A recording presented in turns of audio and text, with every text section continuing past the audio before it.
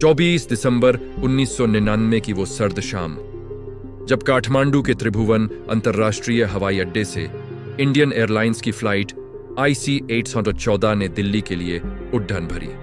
विमान में 170 से ज्यादा यात्री सवार थे, जो छुट्टियों के बाद अपने घर लौटने की खुशी में डूबे हुए थे। लेकिन किसी को भी इस बात का अंदाजा नहीं था कि आसमान की ऊंचाइयों में उनके साथ मौत का साया भी उड़ियच रहा है।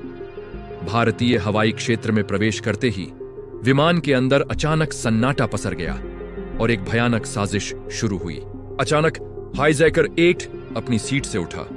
उसके हाथ में चाकू और ग्रेनेड था। चीख पुकार के बीच उसने पूरे विमान को बंधक बना लिया। कॉकपिट में कैप्टन शरण को बंदूक की नोक पर लिया गया।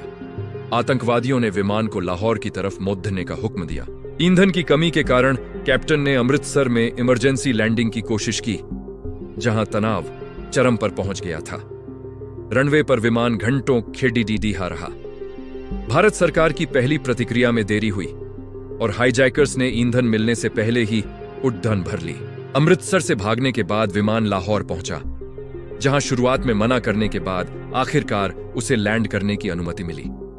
रात के अंधेरे में लाहौर से ईंधन भरकर विमान दुबई की ओर बढ़ा।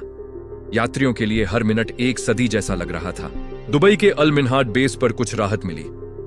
यहां 27 यात्रियों, जिनमें महिलाएं और बच्चे शामिल थे, को रिहा किया गया। लेकिन दुखद बात यह थी कि रूपिन काट्याल जैसे निर्दोष यात्रियों को अपनी जान गंवानी पड़ डठी। तनाव बढ़ता जा रहा था। अगला पड़ीडीडाव था कंधार, अफगानिस्तान। तालिबान के नियंत्रण वाला इलाका, जहां दुनिया की कोई भी कानून व्यवस्था काम नहीं करती थी। कंधार की भीषण गर्मी और बुनियादी सुविधाओं की कमी ने यात्रियों की स्थिति को और भी बदतर बना दिया था। तालिबान के लड़ाके विमान के चारों ओर टैंक और बंदूकों के साथ तैनात थे। उन्होंने विमान को पूरी तरह घेर लिया था। आतंकवादियों ने अपनी मांगें रखीं, 36 आतंकियों की रिहाई और $200 मिलियन की फिरौती। भारत सरकार धर्म संकट में थी। नई दिल्ली में सड्डीएचकों पर यात्रियों के परिवार प्रदर्शन कर रहे थे। सरकार पर दबाव बढ़ता ही जा रहा था। भारतीय वार्ताकारों की टीम कंधार पहुंची। कई दिनों तक बंद कमरे में तनावपूर्ण बातचीत का दौर चला। आखिरकार यात्रियों की जान बचाने के लिए एक कड़वा फैसला लिया गया। 3 खूंखार आतंकवादियों को छोड़-दचने की सहमति बनी। मौलाना मसूद अजहर, मुश्ताक अहमद जरगर और अहमद उमर सईद शेख को कंधार ले जाया गया।